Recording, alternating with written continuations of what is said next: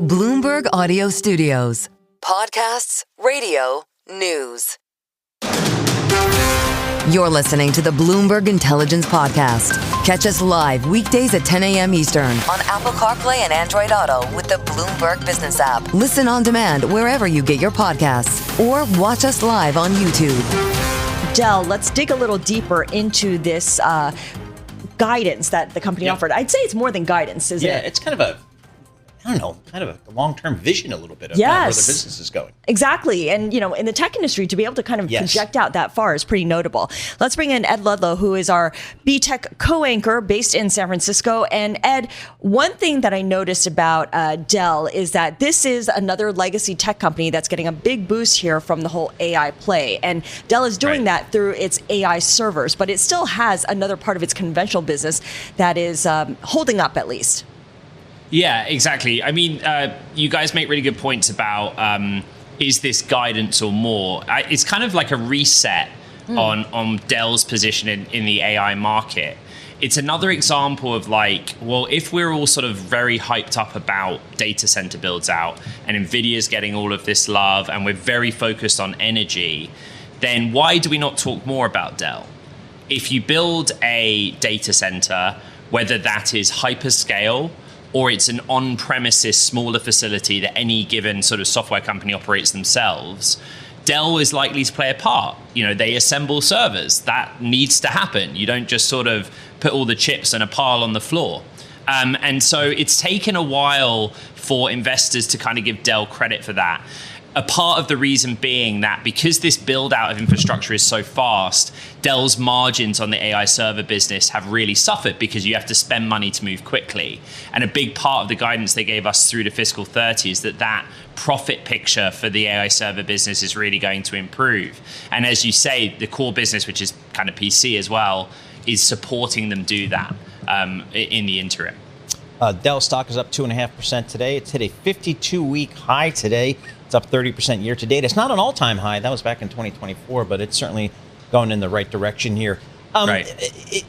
So, Ed, how does the company position itself as an AI player? Are they playing that up? Are they saying, hey, we're in a good position? How are they kind of positioning their company as an AI story?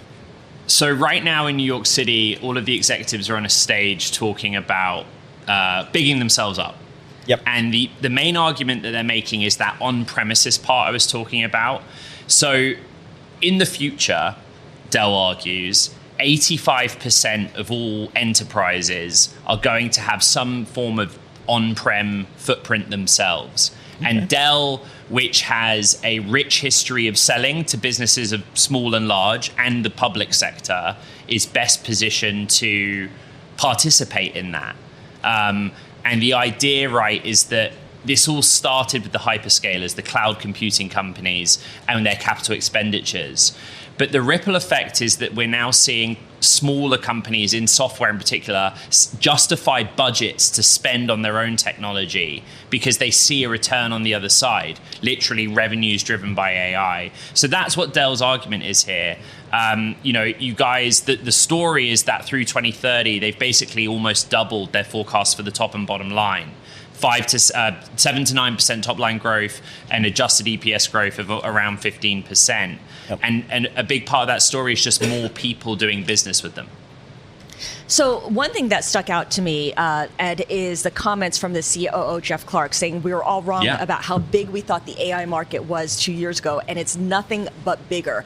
Does Dell have a reputation as being conservative when kind of guiding along its vision, or is this a company that usually nails it in terms of its forecasts?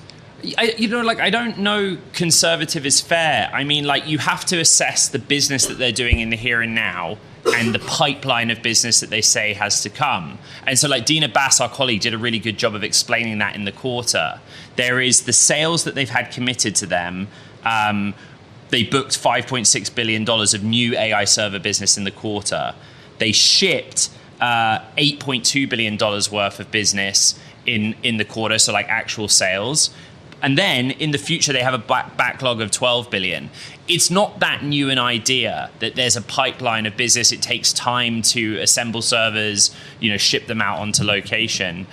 the thing that they need to justify is like, what's the value add that they do?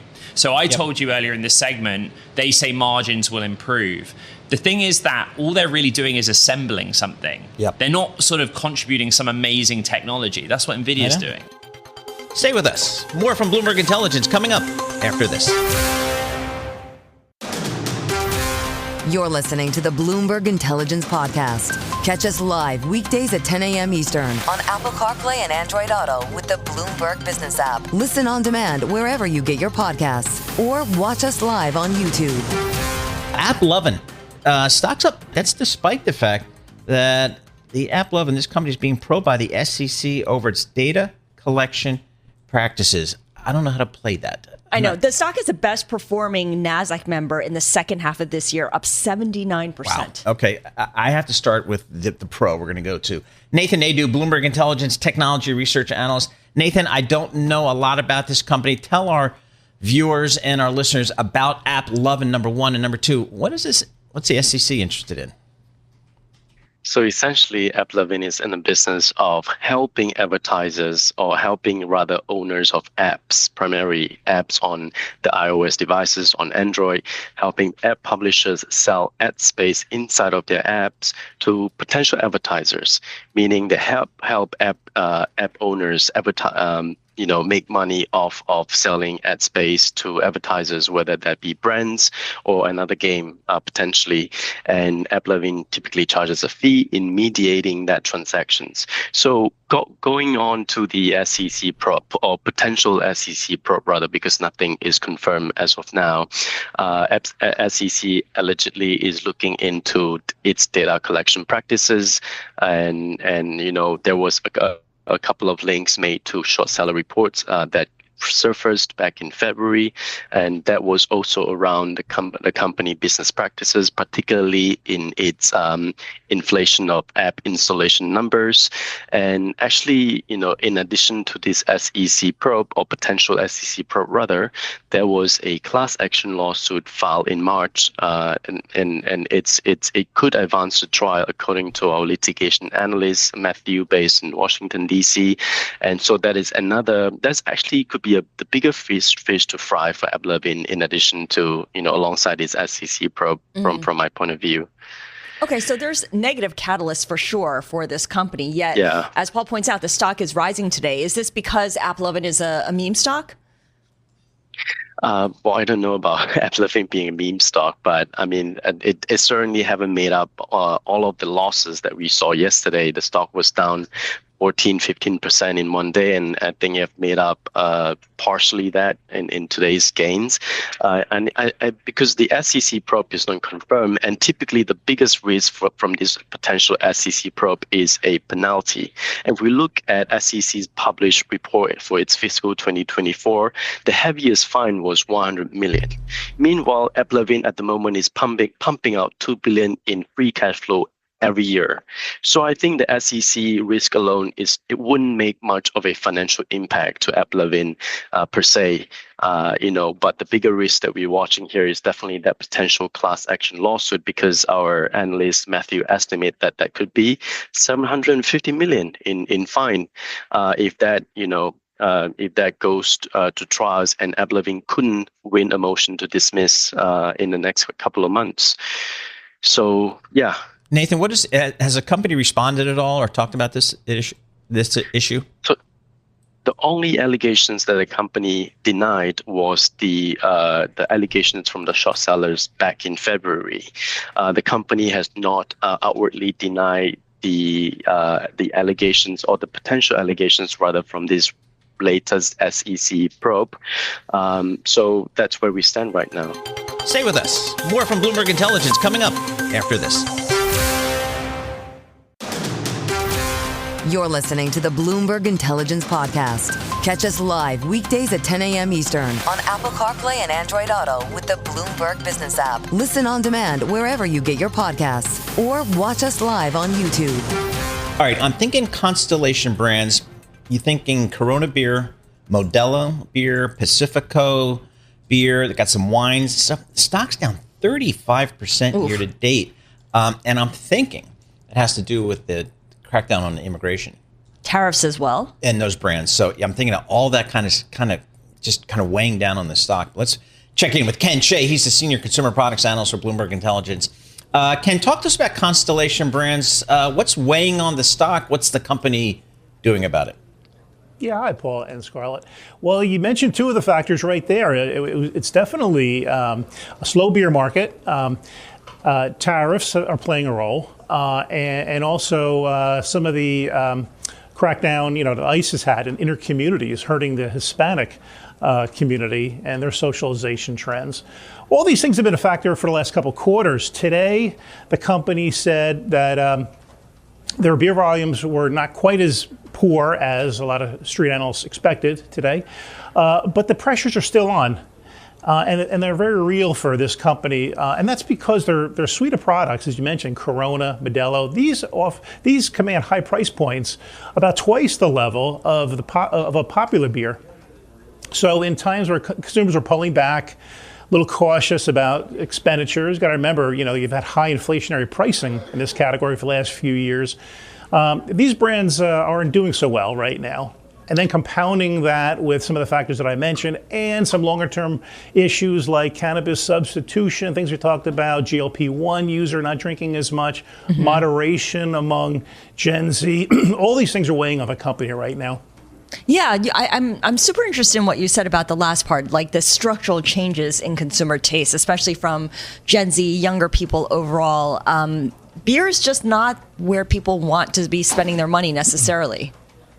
That seems to be the case. It's been around a long time. It's a $115 billion market that is growing very slowly. It's essentially flat. In fact, volumes are expected to be down low single digit this year. So clearly it's a very mature category. And what we've seen over the last few years is consumers just want different tastes. You have a proliferation of the ready-to-drink cocktails, like Truly and White Claws and more sophisticated, margaritas in a can and so on. That's where a lot of the consumer who wants taste experimentation are going. And then you have other more mundane factors like just, more conscientious calorie counts. And all these things are just weighing on this very, very mature industry. So somebody like Constellation Brands, did they go out and look to maybe buy some of these brands or verticals that within the spirits business may be growing? Well, they've had kind of a mixed history of M&A over the last few years. I'll be kind, say it that way. Not really. They're downsizing their wine and spirits segment and try to shift it to more of a high-end mix, which I think they're having success with. But what that does is it makes their beer business even that much more important. It's now about 85% of their sales. So as beer goes, the company has really good brands and a lot of brand loyalty there. But again, there's not a lot of wiggle room there. Right. So with beer becoming less popular, and you mentioned other big trends like Ozempic, weight loss drugs, and greater cannabis use, what is Constellation doing about non-alcoholic beverages? Oh, so they've rolled out a non-alcoholic Corona brand. They've come out a couple years ago. They came out with a low-calorie brand called Modelo Oro. A Corona, no alcohol, I think I mentioned. So those two brands, while they're relatively small, they see a lot of opportunity that's on trend with what you said. So they're doing that. They're also modifying some of their portfolio for more taste. There's consumers that want a lot of taste. They're coming out with a fruity cerveza, and so they're doing as much as they can to stay on trend with consumers. I love myself a grapefruit beer. Yeah, there's a German grapefruit beer that I really like. Yeah, tastes good. So talk to us about this. Talk to us about this legal cannabis and obesity drugs and the impact that's having on kind of the beer business, the spirits business overall. Ken, is that something that a lot of your companies are calling out? Yes. As a matter of fact, Paul, yesterday we came out with BI came out with our 4th annual consumer survey on beverage preferences. And again, we see that consumers are substituting cannabis for alcohol. Of consumers that do partake in cannabis, now more than half have substituted for alcohol at least once a week. And that's up from 46% last year. So that's a trend that just keeps moving. Now you're seeing a lot of these cannabis companies coming out with hemp THC products, beverages that are sold in mainstream liquor stores. You know, traditional cannabis, legal cannabis sold in dispensaries, it was not really a big hit.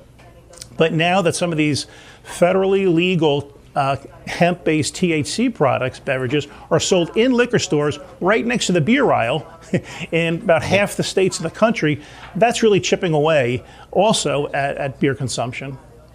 Final question to you, Ken. What about return of cash to shareholders? I'm looking at the dividend yield, about 2.9% if you're being generous. Is Constellation Brands still able to make good on its dividends, continue buying back its shares? Yeah, that's an important point, Scarlet. Yes, they can. Despite the pressure on sales, believe it or not, the operating margins that Constellation generates are best in class. They're about twice that of other alcoholic beverage companies in general.